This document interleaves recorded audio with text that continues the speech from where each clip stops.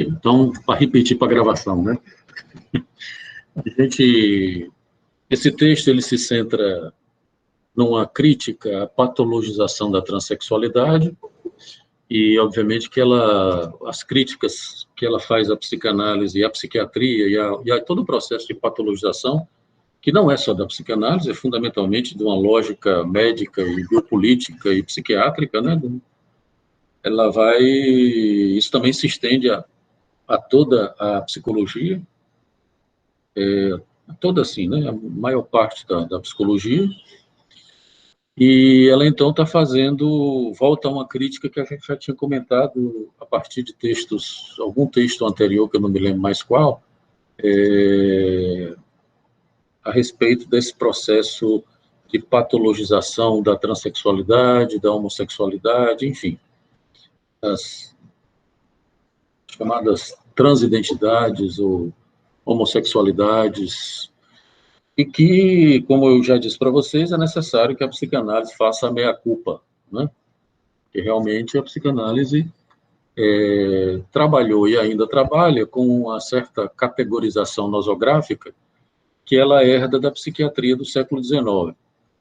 Freud, por exemplo, herdou essa nosografia da psiquiatria do século XIX, por mais que o Freud tenha feito uma renovação, né, dessa nosografia, e o Freud, inclusive, inventou assim, no bom sentido, propôs novas categorias nosográficas, né, e que hoje a psicanálise trabalha numa perspectiva estrutural, né, fundamentalmente a tal das 3 estruturas, as neuroses, psicoses e perversões, que vocês devem ter estudado aí nas psicopatologias da vida, e por mais que Freud tenha feito tenha dado uma outra, porque a psiquiatria não copia simplesmente a nosografia, a psicanálise não copia simplesmente a nosografia psiquiátrica do século XVIII, né? Mas essa noção de psicose, perversões e tal, vem do século XIX, e o Freud vai estabelecendo isso a partir da psicanálise, né? Por exemplo, a ideia de neurose, lembre-se dos textos de Freud iniciais, a neuropsicose de transferência, as neuropsicoses narcísicas ou psiconeurose, tem 2 traduções, né? Que é onde Freud vai estabelecendo essas nosografias desde de um tempo pré-psicanalítico ali, na última década do século XIX, de 1893, 94, com os estudos sobre histeria, até a interpretação dos sonhos em 1900, né? E é claro que essas estruturas elas são bem menos rígidas e menos fenomênicas do que na psiquiatria e do que na psicologia. Hoje a psicanálise houve uma dissociação, que houve uma certa aliança entre psiquiatria e psicanálise, né, no século XX, e então a psicanálise influenciou de volta, vamos dizer assim, a psiquiatria. Então, havia a tal da psiquiatria dinâmica até pouco tempo. Eu diria que, assim, formalmente falando, até a década de 90. Quando eu estudei, eu não sei quando foi que o Tiago qual foi o período da faculdade dele, mas antes da década de 90, a gente fazia psicopatologia através daqueles manuaisões de psiquiatria. Não sei se na sua época ainda era assim, Tiago, mas era... Manuais, mas eu não sei que manuais são esses. Que manuais eram esses, você está falando? Mas eram uns tijolos assim, desse tamanho, dessa largura, os manuais de psiquiatria do Kolbe, do Henriet, do Kaplan. Não. Já não era mais. Já não. Eu já sou da primeira leva da Galarrone. Do DSM, etc. Pois bem, então, na minha época, na década de 80, né, a gente ainda trabalhava, apesar de já existir o DSM-3, né, mas o DSM-4, se eu não me engano, de começo da década de 90, se eu não me engano, é de 93, 94, ele tem esse efeito de uma dissociação daquela aliança que existia entre psiquiatria e psicanálise, de maneira que a tal da psiquiatria dinâmica praticamente desaparece. Né? Porque, na época, nos nossos estudos de psicopatologia psiquiátrica, tinha essa coisa da entrevista psiquiátrica, da nosografia, enfim, as categorias das psicoses, esquizofrenia paranoide, parará, aquele papo todo. Com o DSM-4, né, teve essa mudança para a tal da ideia de transtorno. Né, eles mudaram tudo. Então, a categoria transtorno, que é uma categoria muito mal definida, né, muito imprecisa, que a gente não sabe muito bem o que é. Então, eles adotaram essa noção de transtorno, e aí tivemos essa dissociação aí da psiquiatria com a psicanálise. Então, a tal da psiquiatria dinâmica, que era como era chamada, ela meio cai em desuso. Né? Então, imagino que os psiquiatras hoje, o único livro que eles têm na cabeceira é o DSM-5, ou CID... Já tem CID-11, não? Ou ainda é o 10? CID-11. Pois bem. O que é uma pena, né? Porque é um empobrecimento da psiquiatria muito grande, porque realmente é uma ciência de um livro só. Né? No CID-9, Leonardo, para o CID-10, no início, na introdução do CID-10, a gente tem uma explicação da diferença, né? Do CID-9 para o CID-10, o que é que operacionalizou essa diferença.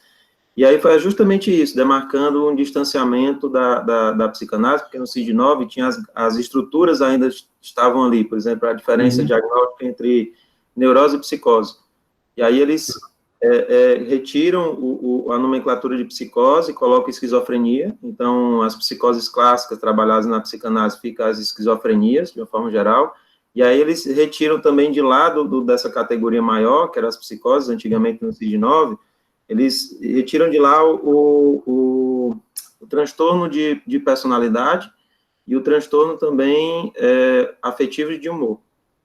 Então, eles retiram essas psicoses mais limítrofes, entre aspas, do que tinham alguns tipos de sintomas mais próximos da psicose clássica, e aí colocam por essa referência, assim, mas baseando aí vem, né, nos comportamentos observáveis e também em outros aspectos. Eu acho que é importante que a gente acompanhe a crítica aqui da Ayush, que não é só da Ayush, né? A Ayush, ela levanta a crítica que já existe, que é essa crítica desse processo de patologização, mas eu recomendo para vocês uma certa prudência e um certo cuidado para a gente não cair numa ingenuidade também de achar que não existe mais psicose, não é? Que as psicoses não existem. Por exemplo, né? Veja que a crítica à patologização é esse decalque imediato de que todo transexual seria psicótico. Isso a psicanálise propôs. É necessário que a gente faça a meia-culpa e interrogue realmente isso. Acho que ela tem razão, houve uma surdez clínica, não é? Talvez até por falta de prática, porque os transexuais não chegavam muito à clínica, né? E era uma coisa muito mais dessas equipes de protocolo da cirurgia transexual e tal. E acho que houve realmente, porque esse é o perigo, né? Quando a teoria se sobrepõe à clínica, a gente pode ficar surdo. Né? Então, a clínica em psicanálise deve ser soberana, porque a teoria tem que vir da clínica, e não o contrário. Então, eu acho que ela tem razão, mas veja bem, uma coisa é você questionar esse pronto diagnóstico de que foi transexual é psicótico. Né? Outra coisa é você dizer que não existe mais psicose. Né? Isso é um problema. Não vamos ser ingênuos com isso, porque o problema qual é? A psicose não é exclusividade de transexual ou de não transexual. Psicose é psicose. Qual é a questão que há no que diz respeito à psicose? Por que os psicanalistas tenderam a essa aproximação?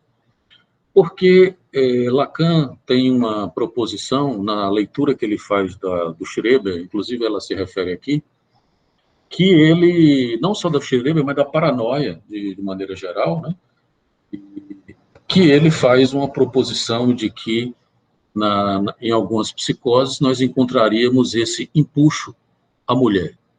O termo é esse, empuxo à mulher. Não sei se vocês lembram, o Schreber, se vocês não lembram, podem perguntar, mas só lembrando rapidamente o caso do Schreber, que não foi propriamente um caso, né? O Freud trabalhou o livro que o Schreber apresentou, e o Schreber construiu um delírio, que inclusive um delírio organizador, né? De que, organizador para ele, de que Deus estava querendo transformá-lo em mulher, para que ele fosse a mulher de Deus, e que juntos ele e Deus iriam construir uma nova raça de homens perfeitos, se eu não me engano o termo era esse, homens perfeitos. Né? Bom, toda a dimensão narcísica aí da psicose. E o Lacan estende isso às psicoses e à paranoia, né? De uma certa maneira, faz uma certa generalização, por mais que seja necessário ver caso a caso, e a partir do seminário, a partir da ideia de sexuação do seminário 20, a gente entende isso no sentido de que é como se você tivesse nas psicoses exatamente esse empuxo à mulher, porque não haveria um balizamento fálico do sujeito. Né? Nas psicoses. Né? Não haveria uma sexuação, porque veja que isso é uma questão, né? Para Lacan, na psicose, não haveria uma sexuação. O sujeito ficaria numa errância. Como ele não teria a inscrição fálica, uma inscrição fálica mínima, porque a foraclusão do nome do pai, ela implica uma elisão do falo, Lacan diz isso desde o seminário 3, né?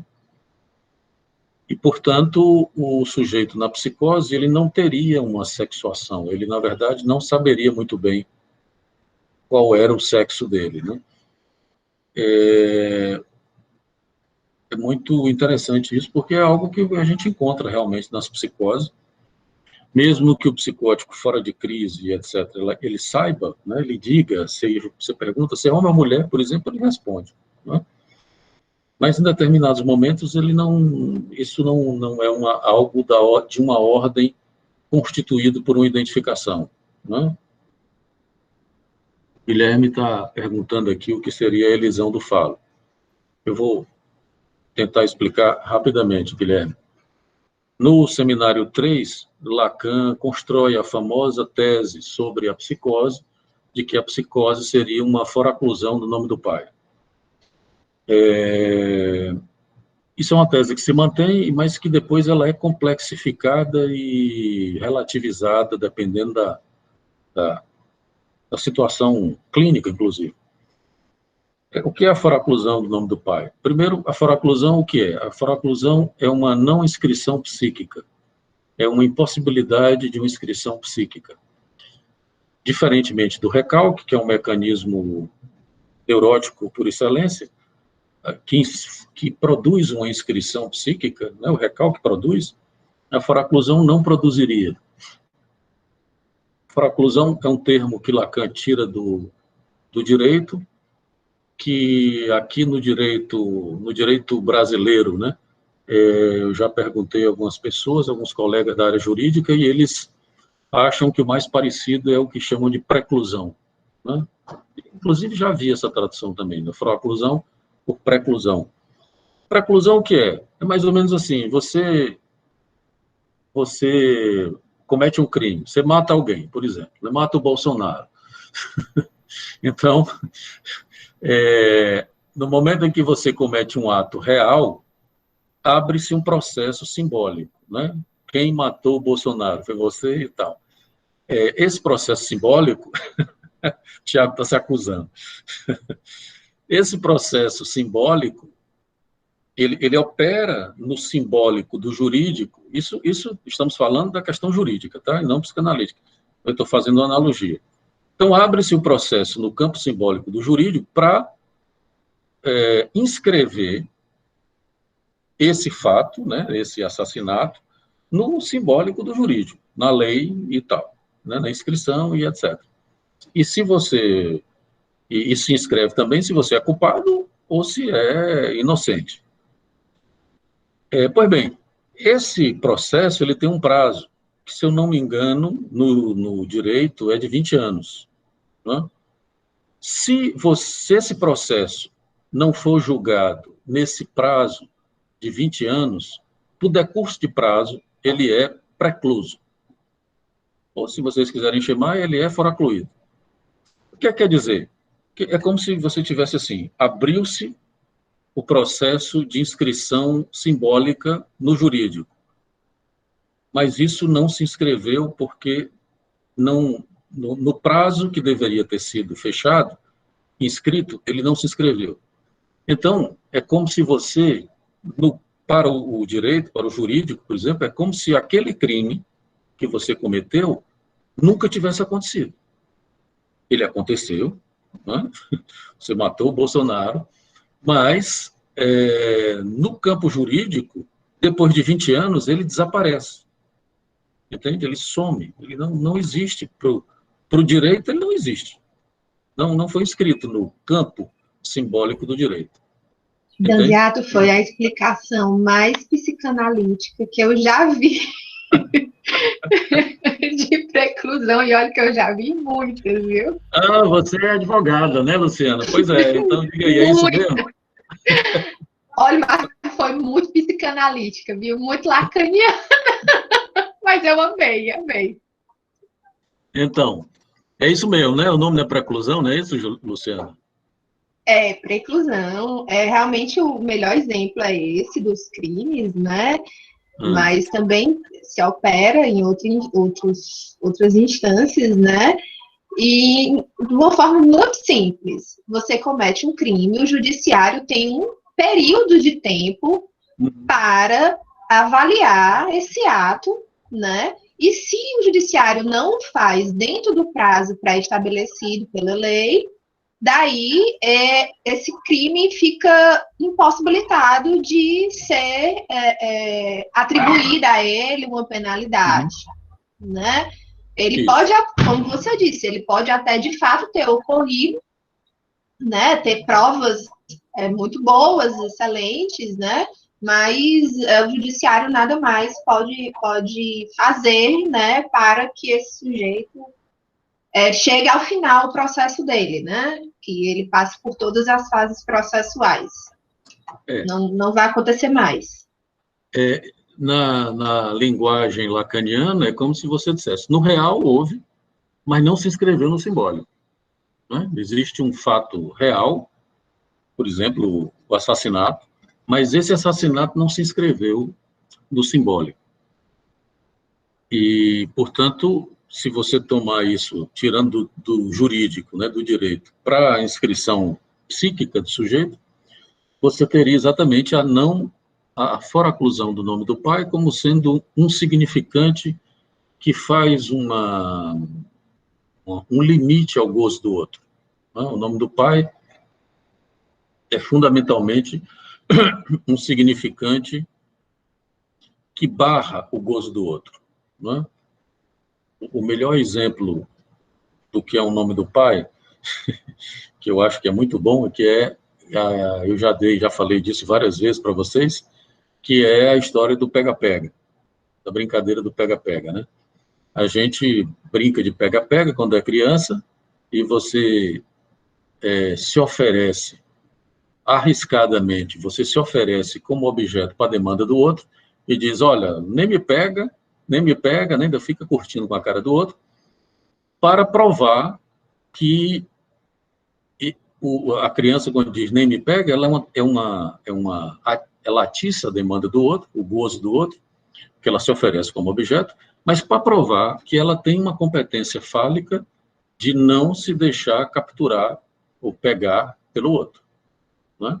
E aí ela sai correndo, né, para demonstrar a sua potência fálica, e ela tem uma proteção que é a manja. Na minha época se chamava manja, não sei como é que vocês chamam hoje. Que normalmente é um totem fálico, é um poste, uma coluna ou coisa equivalente, que quando a criança toca ali naquela manja, que é um significante fálico, né? Totêmico, paterno. Bom, quando você toca ali, você fica protegido da demanda do outro, né? O outro não pode lhe pegar. Pois bem, esse totem é o nome do pai. É o que lhe protege do gozo do outro. Só para fazer uma distinção estrutural aqui, quer dizer, a vantagem de ser neurótico, que existe alguma vantagem nisso, né? É exatamente você ter uma proteção desse significante que barra o gozo do outro. Você não está 24 horas por dia ameaçado pelo ataque do outro, pelo gozo do outro, pela demanda do outro. Bom, isso na neurose também pode se complicar, claro, né? Mas, por exemplo, no caso do Schreber, se vocês lembram do Schreber, ele, no período esquizofrênico dele, vamos dizer assim, que é o período inicial, ele estava sendo atacado e futucado por Deus, né? Deus estava toda hora cutucando o corpo dele, mexendo no corpo dele, alterando o corpo dele, roubando os órgãos, essas coisas que os esquizofrênicos dizem, né? Que mexeram no meu corpo, roubaram meu cérebro, roubaram meu estômago, né? É uma coisa curiosa, é um corpo sem órgãos, no sentido deleuziano. E no primeiro momento, o Schreber estava, assim, numa condição objetal, porque essa é uma posição muito comum na psicose, do sujeito ficar numa posição objetal diante do gozo do outro. Ele está sendo atacado e tal, e meio sem proteção, sem ter muito o que fazer, né? Daí toda a angústia de despedaçamento na psicose. O que é que o Schreber faz? Veja como é interessante. O Schreber, primeiro, ele não sabia quem era que estava mexendo no corpo dele, né? Mexeram. Depois ele vai construindo um delírio de que foi Deus. Lembre-se que ele primeiro acusa o psiquiatra dele, que era o Fleischzig, né? Ele acusa o Fleischzig de estar fazendo isso. E depois ele na construção do delírio, ele coloca Deus na jogada. E aí ele faz a pergunta que o neurótico faz, né? Porque que o psicótico normalmente não faz. É o que é que ele quer de mim? O que é que Deus quer de mim?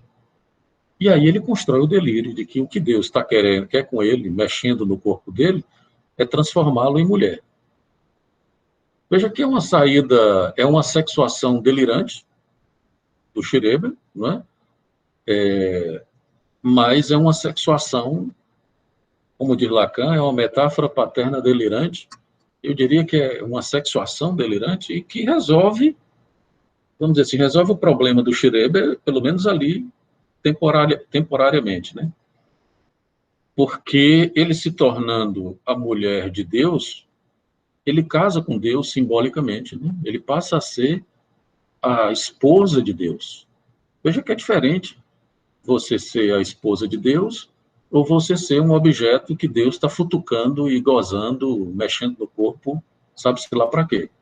O interessante desse ponto da história, Leonardo, é que o pai dele era um educador, né, com aqueles... um inventor, educador, onde ele inventava máquinas que colocava tanto o Schreber como a irmã dele. E tinha máquinas para educação de postura e vários tipos de experimentos o pai dele fazia com ele e com a irmã. Então tem muita relação dos delírios dele com essa referência. Né? O pai dele era o que o Foucault chamou de os médicos ortopedistas da alma, ali do começo do século XIX, que exatamente nessa febre disciplinar, né, que foi o poder disciplinar do século XIX, a partir do século XVIII, e o Foucault descreve isso no Vigiar e Punir, né? Tem lá no Vigiar e Punir, vocês vão ver, assim, aquele cueca de couro para o menino não se masturbar à noite, né? assim, veja que era a medicina oficial que fazia isso, né? A medicina oficial. O pai do Schreber era médico, e um desses médicos da alma, né? Esses médicos ortopedistas da alma, que tinham uma teoria médica delirante de que, se você fizer uma ortopedia do corpo, você faria uma ortopedia da alma. E é isso que o Tiago está dizendo. Ele tinha aqueles aparelhos, era uma tortura, né? O Schreber, por exemplo, ele dormia amarrado, com a cabeça puxada para manter a postura ereta, né? E um colete de couro que amarrava o corpo dele aqui no peito. Não por acaso, as dores que ele sentia eram exatamente no peito e na cabeça. Né? Dele. Quer dizer, o pai do Schreber, o pai mesmo, mexia no corpo dele. Era um abuso. Né? Era um abuso. No sentido de que, se você quer dar uma postura ao filho, você não precisa amarrar o filho. Isso deve ser feito através do simbólico, não é? Através de uma intervenção significante simbólica. Tem uma literalidade delirante aí na teoria do pai do Schreber, que causou um estrago desgraçado, né? Então, não por acaso, Schreber faz uma psicose, né? E, exatamente com essa construção delirante de que alguém está mexendo no meu corpo. Né?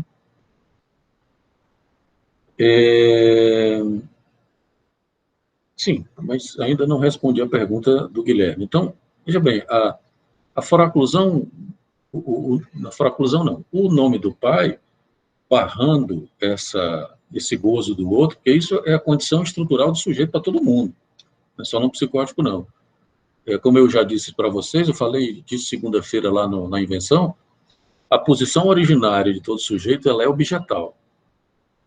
Né? E então estamos à mercê do gozo do outro. Para nos livrarmos dessa condição objetal, você precisa do nome do pai e do falo. É o nome do pai para barrar, fazer uma barra no gozo do outro, e uma condição fálica para você poder tomar uma posição ativa que lhe permita que você se livre desse gozo do outro. Né? Se o nome do pai não opera, e aí é a tese do Lacan lá no seminário 3, né? Como eu disse para vocês, essa tese ela depois se complexifica.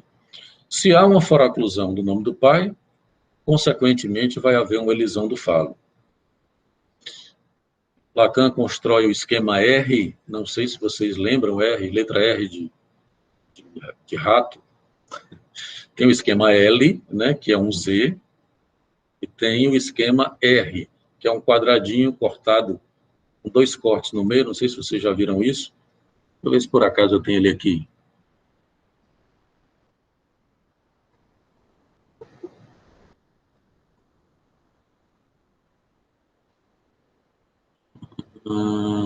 Acho que não tem, não. Mas é fácil, só vocês botarem na internet, botam esquema R. Eu posso procurar aqui, Leonardo. Pode me falar. Procura aí, Thiago. Fácil, bota na internet esquema R ou esquema I. Bota o esquema I, não, o esquema I é o da psicose. Procura o esquema I também, Thiago. Então, quando ele faz esse quadrado, as duas pontas do quadrado, elas são amarradas, né? Amarradas entre aspas, são sustentadas por esses dois significantes, o nome do pai e o falo.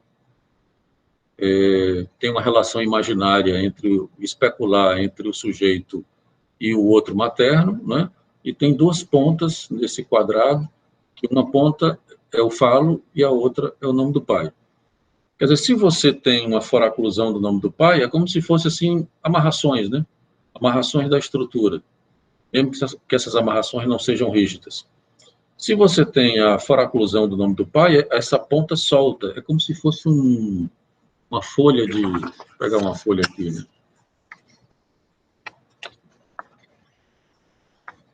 Se você tivesse uma folha, está dando para ver a folha, né? Uma folha de papel assim, que você estica, né?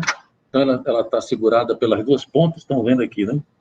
Então, quando você solta uma, ela cai, né? Se você soltar as duas, ela dobra, assim. Faz o esquema aí, que é o esquema da psicose. Enfim, são pontas que são... Se você foraclui o nome do pai, essa ponta solta, a outra também, que é a elisão do falo. Então, a elisão do falo, ela é correspondente à foraclusão do nome do pai. Porque toda a condição fálica do psicótico fica comprometida. Né? Condição fálico-sexual, inclusive. Não sei se deu para esclarecer aí, Tiago. Pronto, aqui está aí. O Tiago está... Pronto, está aqui. Vocês estão vendo que isso aqui é o esquema R, né? Você tem essa relação especular. Veja que dentro do esquema R tem o esquema L, que você tem o eixo imaginário. Aqui, ó, tem duas pontas. O I, que é o ideal, e o M, que é a mãe, né? Tem a mãe, tem o falo. E na relação da criança, você vai ter essa faixa imaginária aqui, que é o M de Bois, que é esse M minúsculo, o I, que é a imagem especular, e o A', que é a relação no espelho, relação da imagem virtual com a imagem real, né? Então, você tem a mãe, o ideal e o falo, esse Φ aqui, essa letra Φ, aqui é o falo, e na outra ponta você tem o pai, que é o P, de pai, né? Na psicose, você tem, no momento em que você tem a soltura desse P, que é o nome do pai, solta essa ponta e solta a ponta do falo. E aí é por isso que essa faixa MI, que eu brinco dizendo que é a faixa MIMI, MI, só que é o M de Moá, o I de imagem, o M de mãe e o I de ideal, né? O I maiúsculo em Lacan é o ideal. Essa faixa MIMI, observem que tem um R. Esse R aí ainda é R de realidade, em Lacan, porque nós estamos no seminário 3. Né? Então, quando solta o nome do pai e o falo, a realidade se altera. E aí, por isso que o esquema I, que eu não sei se você encontrou, Tiago, o esquema da psicose, ele faz como se fosse um S, ele é dobrado, assim, a eu vou ter realidade. que repetir, porque senão eu tenho que ficar procurando, e aí se eu for procurar, eu saio. Peraí, deixa eu só ver uma coisa aqui. Não, tudo bem, se for atrapalhar, depois vocês podem encontrar isso na internet, é só para... Tá. Imaginem que é como se você solta essas duas pontas, o falo e o nome do pai, essa faixinha do meio, ela dobra assim, como se ela se deforma, como se fosse um S. Fica dois buracos aqui, não é? Então, quando solta, é como se essa reta ela dobrasse. Ficam dois buracos aqui. Fica o Φ0 e o P0, que Lacan vai escrever, né? Como se estivesse faltando. E essa faixa da realidade, que é a faixa Mimi, ela se deforma e se torna como se fosse um S. Bom, é o tal do esquema aí da psicose. Tudo isso são esquemas do seminário 3, não é? Que é o da psicose. O psicótico, portanto, ele fica sem uma inscrição fálica e sem uma identificação fálica para poder, por exemplo, se livrar do campo do gozo do outro, não é? E, consequentemente, compromete a condição de sujeito do psicótico. Não, não sei se... Foi o Guilherme que perguntou, né? Não sei se o Guilherme se explica aí. Mas, enfim, a inscrição do nome do pai e a significação fálica, o Henrique aí disse que acha que encontrou. Tá aqui o esquema aí, eu acho. Apresenta aí, Thiago. Pronto, tá aí, é isso. Então, veja, ó, tá vendo? Ó? Você vai ter o Φ0, que é o falo simbólico, e o P0. Eles são buracos, não é? Quando solta as pontas, ela se deforma assim, e por isso que a realidade fica alterada. Observem que bem na ponta tem o gozo transexualista. né? Aqui nessa figura. Não sei de onde é que você tirou essa figura, mas aparece aqui, né? Quer dizer, a faixa Mimi, né? Veja que a faixa Mimi que está alterada, que ela está deformada, né? Que é a faixa da realidade. Tá bom? Tá claro? Esse esquema aqui é o esquema da psicose. Né? Para Lacan, a psicose é isso. Quer dizer, o sujeito, ele fica... Isso no seminário 3, que é um seminário de 58, 59, se eu não me engano. É 57, 58. Por isso que a realidade se altera. Vejam, o R aqui é de realidade, ainda não é de real propriamente, né? A realidade se altera e a imagem do corpo, e por isso que sem o balizamento fálico, o psicótico ficaria numa condição errante, sem sexuação, né? Que lembrem-se, que aí é onde está a questão, lembrem-se que nessa época o falo realmente era um balizamento central para toda e qualquer sexuação, mesmo em Lacan.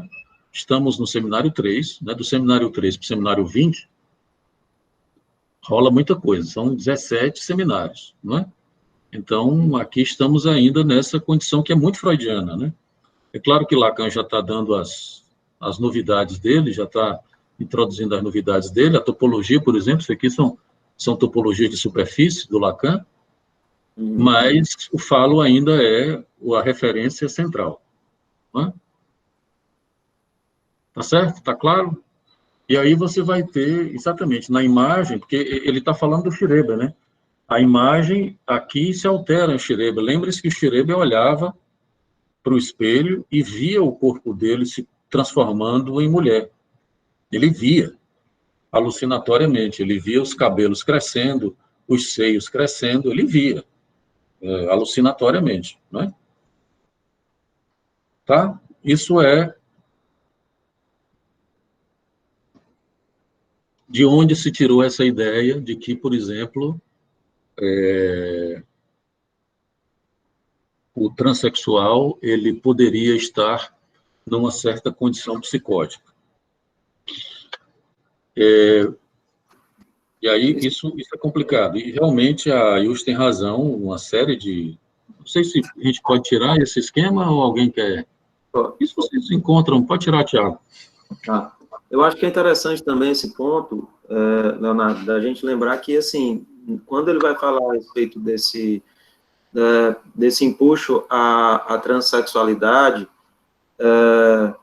ou à homossexualidade, né, que antes se falava da homossexualidade, depois ele coloca a transexualidade em relação a isso, porque no caso do Schreber é a transexualidade realmente, que se coloca ali.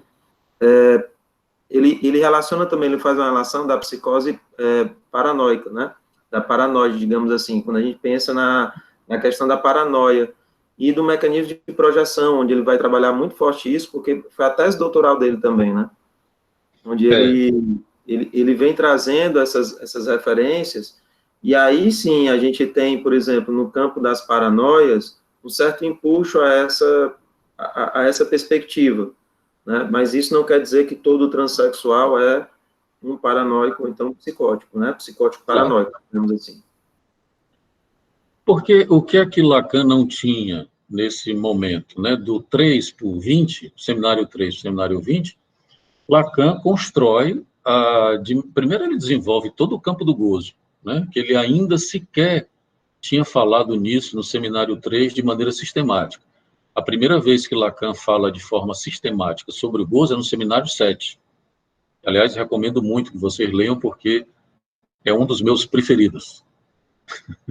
É claro que de lá para cá, do seminário 7 em diante, toda uma teorização do gozo se complexificou e se tornou bem mais rigorosa. Mas Lacan não tinha exatamente essa noção do gozo feminino, né? Ele, aqui, nesse esquema, por exemplo, ele já intuía, de uma certa maneira, sem sistematizar, que se você não está no campo do fálico, se não tem uma identificação fálica, como era o caso das psicoses, se não há um balizamento fálico da estrutura, o sujeito, de alguma forma, se feminiliza, né? porque é mais ou menos o que acontece. Por que o Schreber se sexua no feminino? Porque ele não tinha como se sexuar no campo fálico, porque ele não tinha exatamente a foraclusão do nome do pai, produziu a elisão do falo. Então não tinha como ele se sexuar no campo fálico. Nas psicoses, né, veja bem, a tese de que isso ocorre nas psicoses, ela não deve ser refutada de uma maneira por conta dessa crítica. É isso que eu estava alertando a vocês, né?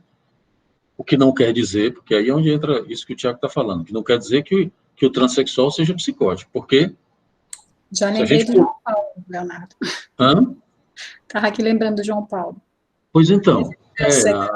No feminino, né? No feminino. Cuidado, preste atenção, cuidado que estamos gravando, tá? É caso clínico. Tá. Mas é um caso que a Marcela atendeu. Você atende ele ainda até hoje, né, Marcela? Atendo sim. Inclusive atendi hoje. Esse rapaz é um rapaz psicótico, ele tem uma teoria dos gêneros e da sexualidade que é sensacional. Fala um pouquinho aí, Marcela, fala. Rapidamente, a teoria sexual dele. Ele tem uma teoria de que existem basicamente 3 tipos de formas de sexuação, né? Tem a forma que é a feminina, a masculina, e a que nem é feminina e nem é masculina, que é ele, no caso, né? Ele se coloca nessa, né? Então, uma vez ele foi super lacaniano, né? Eu perguntando para ele, pedindo para ele descrever como era uma mulher, aí ele disse, rapaz, a mulher é um negócio assim esquisito, tem meio que um cortezinho, uma coisa partida. Aí eu disse, sim, João Paulo, ele é. E o que é, então, uma mulher? Não dá para tu descrever, não? Aí ele olha para mim e faz, isso existe? Aí o Leonardo fez, bem lacaniano, né?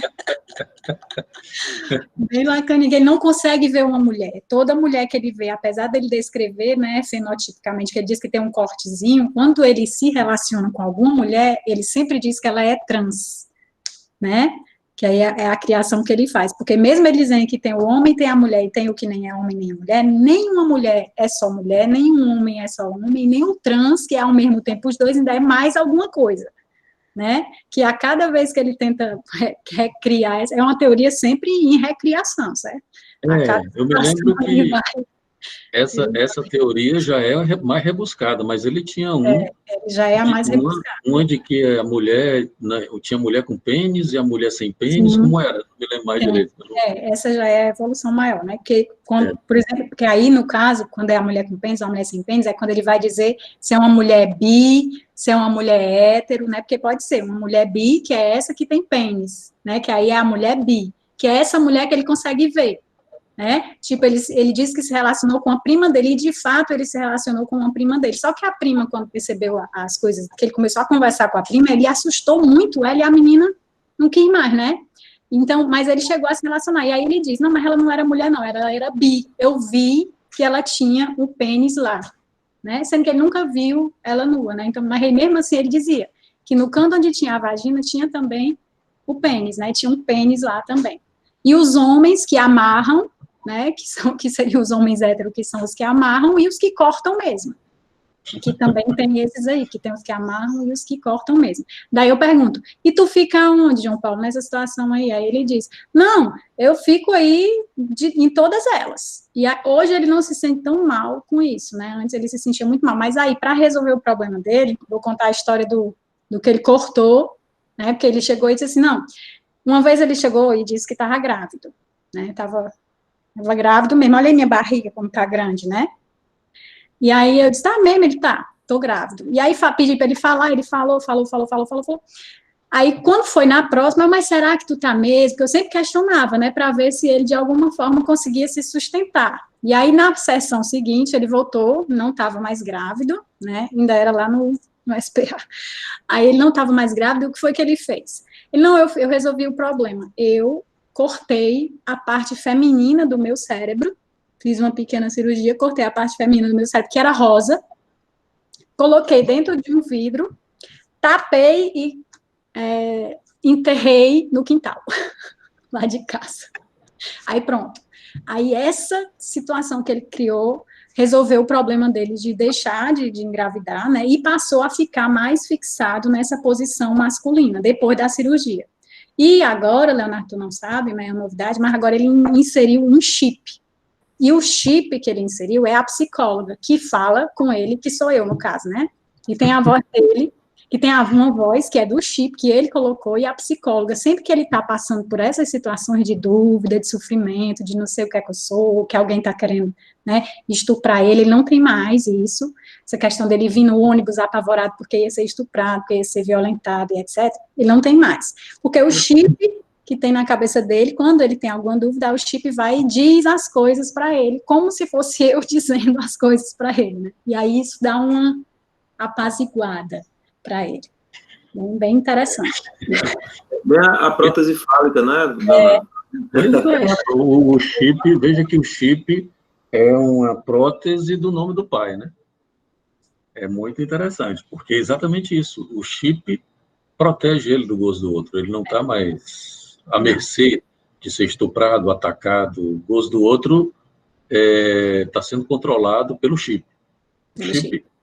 E veja exatamente quando o Lacan diz que o analista tem que ser secretário do psicótico, é exatamente isso, né? A Marcela é secretária dele no sentido de ajudá-lo a não estar tão à mercê do gozo do outro, não é? E veja bem, qual é a diferença? Primeira recomendação, esqueçam, foracluam o nome dele, que a Marcela terminou falando por impulso. E como ele é um rapaz que mora em outra cidade, é muito longe da nossa... Em outro estado. Em outro estado, é outra população, então não tem nenhum problema a gente fazer esses comentários rápidos aqui. Mas, de todo modo, peço cuidado, não passem esse vídeo para ninguém. Colocar uma coisa, Leonardo, interessante o caso, né, o caso que a Marcela colocou. Tem um caso que eu acho que já passa, até o Gui sabe desse caso, o Guilherme sabe desse caso. Já tem uns 4 estagiários ou 5 estagiários seguidos que ele passa, né? Ele é assíduo lá no SPA.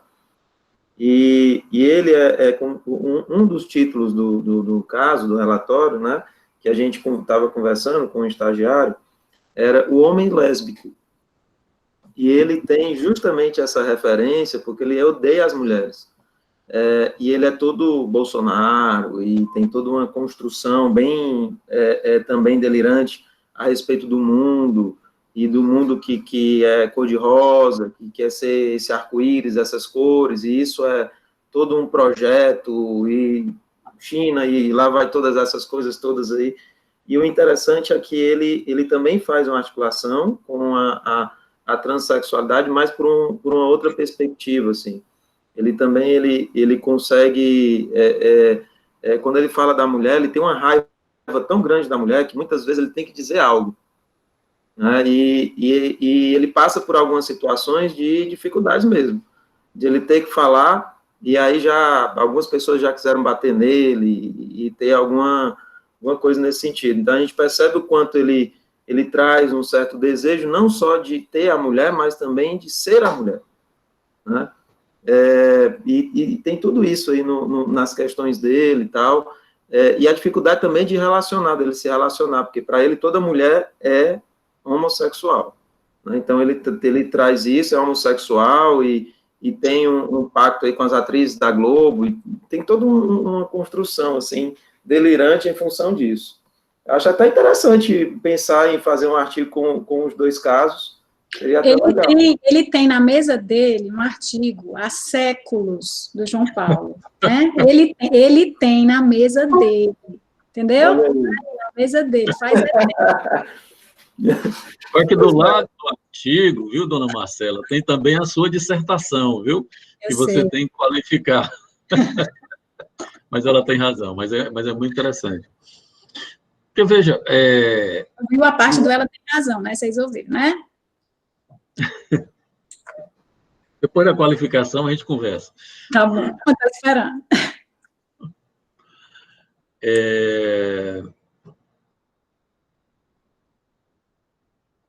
Veja como é interessante, né? Quer dizer, o que faltava a Lacan que ele vai formular no Seminário 20, a partir do Seminário 20, é exatamente essa ideia, essa possibilidade de haver um gozo fora do campo fálico e que isso não seja necessariamente delirante ou errante, no sentido da psicose, não é?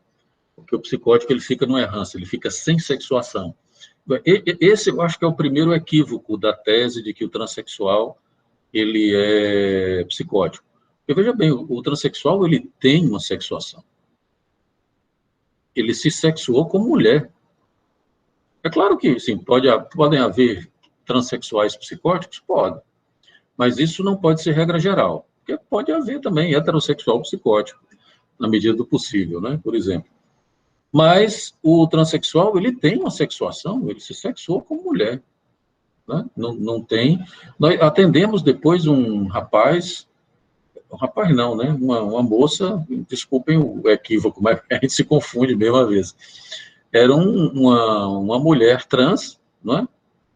Que, obviamente, tinha sido um garoto e ele ainda não tinha feito a cirurgia transexual, estava exatamente na fila, né? Esperando e procurando essa possibilidade. E que eu dizia para o estagiário na época de que ela era mais feminina do que a maioria das mulheres. Né? Ele tinha uma condição feminina muito bem delimitada, entende? Então, não se trata necessariamente, porque pode haver isso, mas não é necessariamente uma falta de uma sexuação. Há uma sexuação, estou falando muito especificamente da mulher trans, né? Que fez a transição de homem para mulher. Mas isso acontece em todo o fenômeno transexual. Existe uma sexuação. Né? Porque, por exemplo, só para que vocês entendam a diferença, quando Lacan fala sobre o gozo no Seminário 20, por exemplo, ele critica, lembrem-se, ele fala do gozo feminino e dá alguns exemplos do gozo feminino, não é? Onde ele situa, por exemplo, os místicos. Ele situa Santa Teresa d'Ávila, São João da Cruz, e ele diz assim, Santa Teresa d'Ávila, São João da Cruz e Jacques Lacan. Ele se coloca no campo do gozo místico e feminino. E o Lacan terminou se tornando um puro pensamento, né? Ele realmente foi para o campo místico. Ele se situa nesse campo. Quando, por exemplo, logo no início do seminário, ele faz uma crítica às interpretações que foram feitas de Santa Teresa d'Ávila, né? Não sei se vocês pegarem a versão oficial do Seminário 20, tem uma foto de uma escultura italiana, onde está lá Santa Teresa tendo um êxtase, né, com aquele anjinho barroco, bochechudo, olhando para ela, né? Tendo um êxtase místico, né? Aquele êxtase. E o Lacan faz uma crítica. A flecha atravessando o coração dela, né? Perfurando o coração dela. Era uma flecha de ouro, com chama, uma flecha de ouro, com uma chama na ponta da flecha e que perfurava o coração. Foi até isso que encontraram no corpo dela quando fizeram a autópsia, encontraram as marcas dessa flecha, e ficou um dos grandes mistérios do cristianismo, do catolicismo, né? Pois é. O Lacan faz uma crítica, até então, não sei se todo mundo conhece a história de Santa Teresa, né? Ela entrava num êxtase místico, ela ficava diante da imagem de Cristo e tinha um êxtase místico, uma coisa assim, que a gente não explica muito bem. Ela convulsionava, tinha levitava, entre aspas, né? Tinha uma experiência corpórea de êxtase. Né? Até no seminário 20, a interpretação psicanalítica era que Santa Teresa era histérica e que o êxtase dela era uma convulsão, era um grande ataque histérico, e que porque ela vivia na clausura, não transava e tal, e por isso tinha o famoso grande ataque histérico da época do Freud, aquelas convulsões epilépticas que desapareceram, né? Não existem mais, isso é curioso, ou são raríssimos. O Lacan discorda completamente dessa hipótese, porque se você acreditar que Santa Teresa era histérica, você estaria colocando o gozo da Santa Teresa no campo fálico sexual, né? Seria um gozo sexual encenado no corpo, como eram os grandes ataques, né? Lembrem do Freud descrevendo o grande ataque. Pronto, aí o Tiago está colocando. Está aí, né? Aumenta um pouquinho, Tiago. E se dá para aumentar?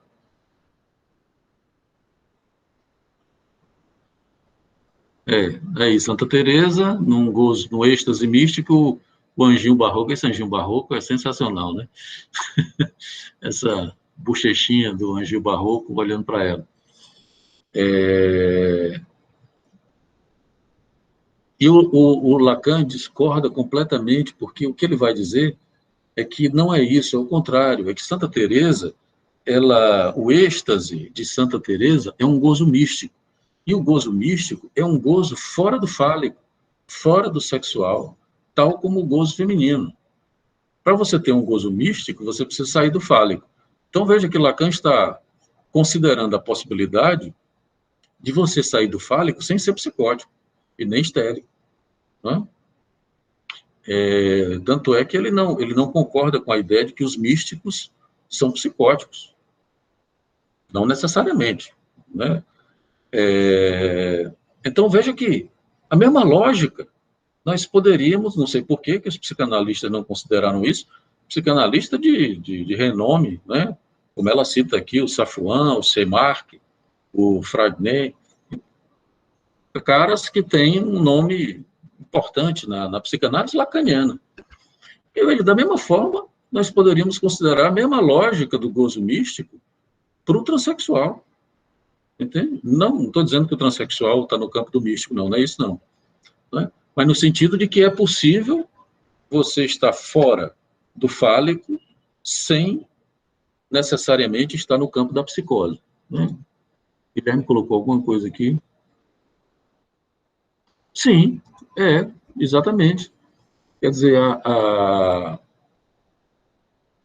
o balizamento fálico da estrutura, porque aí é onde entra a noção lacaniana de não todo fálico. Não é?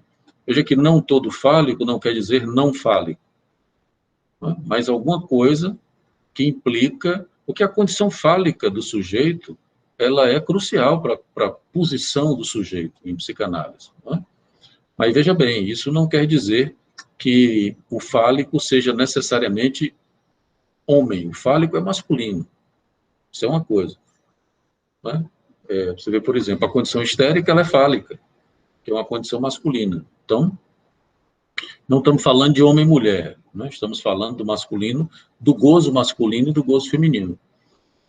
Então, porque, por exemplo, o não todo fálico quer dizer o quê? Que você pode não estar no campo fálico, ou não todo no campo fálico, sem necessariamente estar numa posição objetal atacado pelo gozo do outro, como o paciente da Marcela, por exemplo, estava, né? Ou como o Schreber estava, entende? Numa condição completamente à mercê do gozo do outro. Então, no seminário 20 já não é unicamente esse balizamento da condição fálica. Né? E é muito interessante essa mulher trans que a gente atendeu, né? Que ainda tinha o pênis, ela não tinha feito a cirurgia, né? E eu me lembro que o estagiário, na época, ela falando disso, dessa condição transexual dela, e entrou-se nessa situação do gozo do corpo. Como é que acontecia a transa e tal, e etc. Né? E o estagiário perguntou como é que funcionava, e ela dizia que o pênis não servia para nada. Ela não gozava com o pênis. E aí o estagiário pergunta, como é que você goza, então? Aí ela disse, com o corpo. Eu me lembro que na época eu olhei para ele e disse, olha, da mesma maneira que eu disse para a Marcela, ela é lacaniana, porque no corpo é ancor.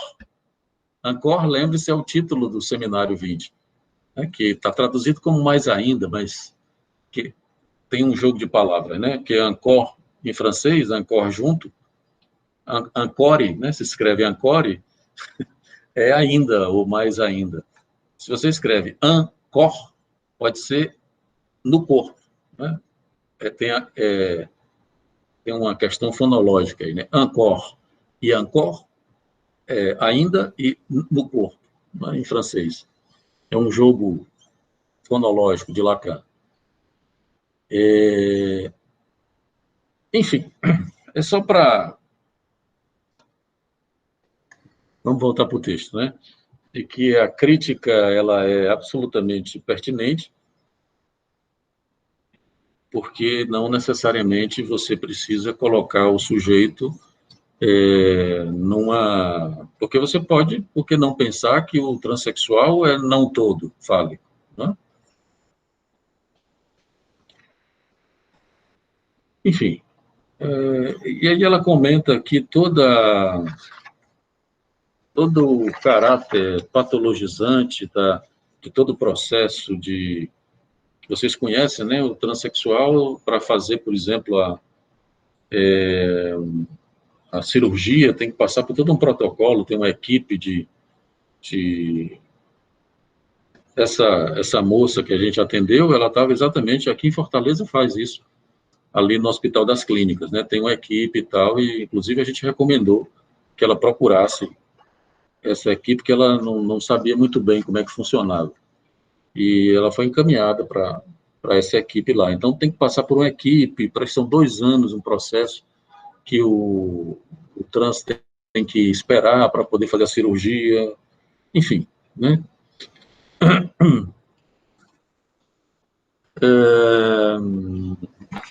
Bom, ela faz as críticas aos teóricos, né?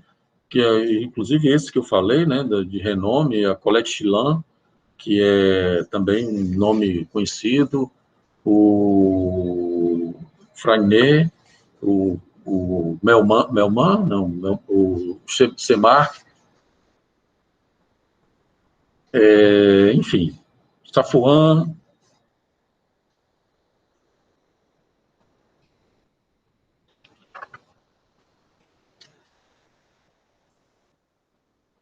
Agora, existe uma questão aqui, né, que eu acho que é importante a gente conversar. Veja bem, e aí acho que isso é um problema para a gente aprofundar o conflito. Não sei se vocês estão com o texto em mãos. Na página 27, ela falando exatamente da crítica da Butler, a questão ontológica, que não existe, por exemplo, nem homem, nem mulher, nem trans, né? Que não existe uma ontologia patológica da transexualidade. É isso que ela está propondo, e é uma proposta razoável e importante que a gente considere.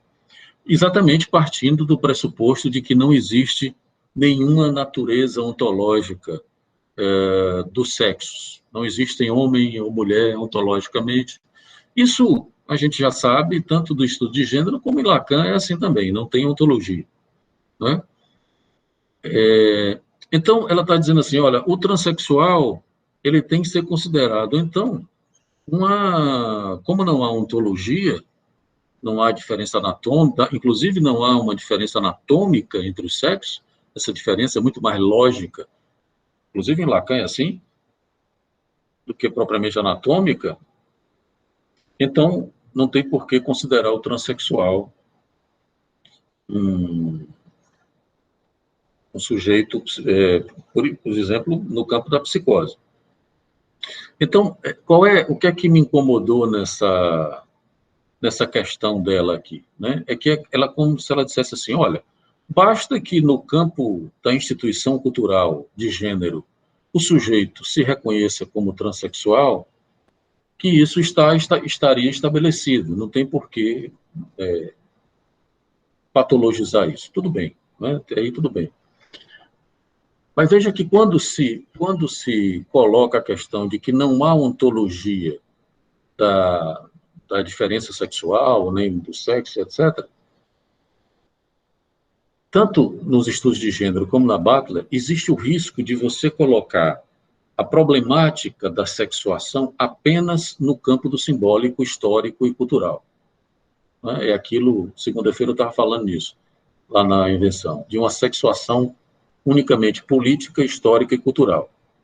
Não estou dizendo que isso não existe, mas é importante você considerar também que existe um real do corpo. Não? Existe uma condição do real do corpo, inclusive para o transexual. O fato, considerando o homem trans, né, que nasceu biologicamente macho, vamos dizer assim, o sujeito não vai poder desconsiderar que tem um pênis, um pedaço de carne pendurado no corpo dele. Não é? Ele pode até fazer a cirurgia, mas ele também não pode foracluir a cirurgia. Entende? Não pode. A cirurgia vai fazer parte da vida dele, inclusive de um certo aspecto anatômico da sexuação dele. Não estou dizendo que é isso que sexua, entende? Estou dizendo que ele não pode fazer de conta que não passou por uma cirurgia. Ele não pode fazer de conta que não nasceu com um corpo real de macho. Entende? Ele precisa tratar esse real do corpo também, inclusive da ablação do pênis na cirurgia. Porque isso é um tormento para o transexual. O transexual ter um pênis é um tormento. Né? E aí voltamos àquela questão, àquela pergunta de por que será que o pênis no transexual, né, masculino, não tem função, não tem significação fálica, não tem função fálica. Né?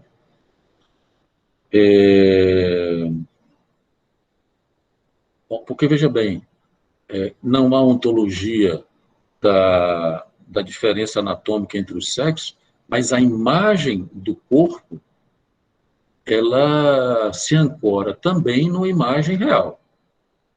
Entende? Na imagem real do corpo. Então, você não pode simplesmente dizer eu sou uma mulher, tudo bem, você pode dizer, mas você não pode desconsiderar esse fato de real, que se ele for para uma análise, ele vai ter que falar disso. Entende? Isso é algo que faz parte de um trabalho possível de análise. Né? Porque essa é a diferença, talvez, na clínica para a condição política. É claro que se um transexual chega no movimento de gênero, por exemplo, e diz, eu sou uma mulher, é importante que todo mundo aceite, que ele tenha lá mudança de documento, e, enfim, essas coisas todas. Mas se ele vai para a análise, é necessário que ele fale do incômodo dele com esse real do corpo. Entende? E como ele tratou e resolveu essa parada. Porque simplesmente dizer que não tem pênis, isso não é verdade. Se ele disser que não tem pênis, ele está delirando. Entende? Ele tem um pênis. Tanto é que ele precisa da cirurgia para ficar sem, entende?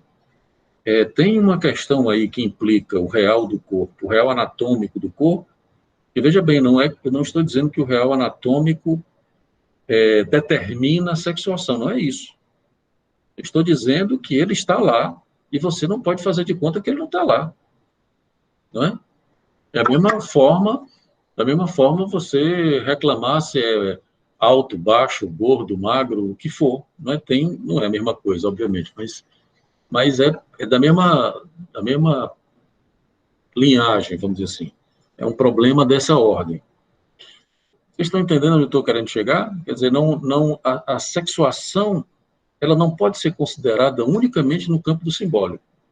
Né? Tem um gozo do corpo aí que precisa ser considerado, tem um real do corpo que precisa ser considerado, para não ficarmos, assim, numa certa soltura do simbólico na cultura, de que o sujeito, então, pode ir para lá, para cá, e sem considerar qualquer tipo de amarração na condição real, entende? Acho que esse é um ponto crucial, no sentido de que esse ponto ele precisa ser resolvido, vamos dizer assim, não resolvido no sentido de que a psicanálise ceda ou conceda para o estudo de gênero, mas é um ponto que a gente precisa trabalhar, tanto o estudo de gênero como a psicanálise, e que eu estou tentando, vocês obviamente perceberam a minha dificuldade com isso, porque não é uma coisa simples, mas é importante que a gente trabalhe isso aqui, porque a dimensão real do corpo, ela precisa entrar nesse jogo.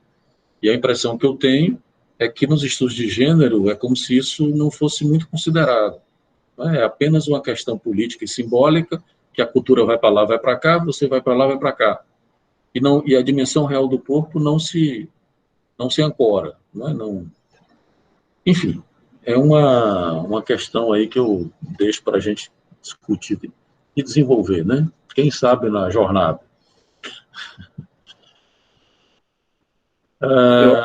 O que você coloca, Leonardo, é um ponto, às vezes, meio difícil da gente falar, né? É claro que a gente está aqui na nossa cozinha, digamos, entre amigos, mas, às vezes, é um ponto que é difícil quando a gente entra em contato com outros teóricos, principalmente das teorias culturais ou teorias de gênero, porque a gente não pode deixar de pensar que existe, sim, uma certa articulação em relação ao pênis e à vagina, por exemplo, porque os seres humanos, eles têm essa característica, e a gente tem essa anatomia mesmo, esse status biológico, ele tem que ser considerado para que a gente possa pensar a respeito dessa questão, né, da sexualidade de uma forma geral, né? Não é, porque, veja bem, é inverter a ideia, que a ideia patologizante que a Ayush está criticando, qual é? Se o transexual não simboliza o pênis, o real do pênis no corpo, eu estou falando estou nem me referindo à fala, eu estou me referindo ao pênis, como um dado anatômico, não é? A tese patologizante que ela critica, e que eu concordo com ela, qual é? Se o transexual não simboliza o pênis, se o pênis do real do corpo não entra na imagem real do corpo desse transexual, alguma coisa errada aconteceu aí, algum problema teria acontecido, entende? Isso é a tese patologizante, não é isso que eu estou dizendo, não é? Estou dizendo o quê? Que se o fato do pênis não entrar na imagem real do corpo, precisa ser tratado no análise, entende? Isso é outra coisa, eu não estou dizendo que é uma patologia, estou dizendo que é algo que o sujeito não pode dizer, eu não tenho pênis. No simbólico, ele pode, mas corre o risco de ser delirante, entende? Porque se ele disser, eu tenho um pênis, como disse o a moça que a gente atendeu, né? Eu tenho um pênis que não serve para nada e eu quero cortar, aí sim, né? Porque é curioso isso também, porque no transexual ele dizia isso, ela dizia isso, né? Desculpem a confusão. Ela dizia, eu só vou me sentir mulher, completamente mulher, depois que eu fizer a cirurgia. Né? Veja que isso, por si só, já é uma questão que mostra, por exemplo, de que não adianta simplesmente você dizer, no simbólico, eu sou uma mulher. Né? Porque, veja, isso também é complicado. As mulheres, originalmente, biologicamente, com corpo de mulher, também têm problemas com isso, porque não adianta dizer eu sou uma mulher, que isso não dá um reconhecimento, como os homens também, entende?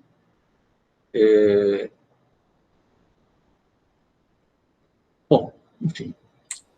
Até porque no corpo do João Paulo, no caso, o pênis não fazia efeito quando ele estava nesse lugar de mulher, né? Estava lá, ele sabia que estava lá, né? Mas é como se não tivesse, né? É tipo como quando ele dizia que estava grávida, a barriga estava crescendo e tinha uma criança dentro. Né? Mas veja bem, tem uma diferença. É essa diferença que eu estou querendo fazer, entende, Marcelo? Porque no caso que você está atendendo, é um rapaz que a gente sabe que se trata de uma psicose. Né? Então, todo o caráter foraclusivo está muito claro, está muito nítido. Aí, de como ele funciona, e é isso, inclusive, que produz o caráter delirante dele. Né? Então, a foraclusão, ele tem essa liberdade, né? Porque tem uma liberdade enorme. Ele é homem, é mulher, está grávido, está... Entende? Essa liberdade dele é dado pelo efeito foraclusivo. Eu estou dizendo isso, é de que a gente não pode considerar que é a mesma coisa no transexual. Entende? Não necessariamente. Porque pode ser que uma sexuação produzida pela cirurgia organize um transexual que seja psicótico, por exemplo, entende? Pode ser. Dá uma sexuação. O transexual... Que, inclusive, mas pode ser provisória também, né? Pode, se você tiver... Porque pode. tem muitas questões também de uma questão que aparece depois da cirurgia, né? Exatamente. A Lea T, né, que no texto passado, não me lembro quem foi não me lembro quem era a autora, se referiu, né? Eu lembro disso, ela falando da decepção dela, ela deu uma entrevista. Porque tem esse problema também, né? A suposição de que se você faz a cirurgia, se torna uma mulher, e aí seus problemas acabaram, como diz a brincadeira né? E não é bem assim, né?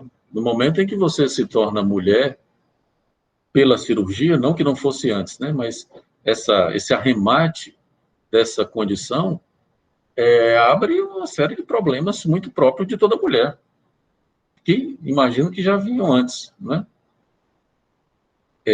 Tem toda uma questão física, né? Após a cirurgia, tem um pós-cirúrgico aí que é complicado, né? Que tem toda uma questão, por exemplo, de que não pode, tem que introduzir alguns instrumentos na vagina para que não feche. Tem uma série de questões que não são bobas, não são brincadeiras, tem um sofrimento, inclusive. Né? Então,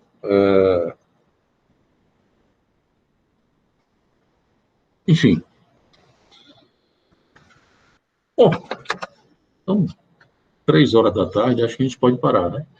Mas fica aí essa ideia de que esse é um ponto que a gente precisa discutir mais e levar adiante, que é exatamente essa relação entre o real, o simbólico e o imaginário no corpo. O Guilherme colocou uma questão bacana, importante, que eu acho que é bacana da gente retomar no próximo encontro. Eu acho que é uma citação do texto, que seria legal a gente, né, a partir daí, retomar. Mas a gente tem uma reunião também agora, né, Leonardo? Pois é, tem a reunião da coordenação, né? Tá bom.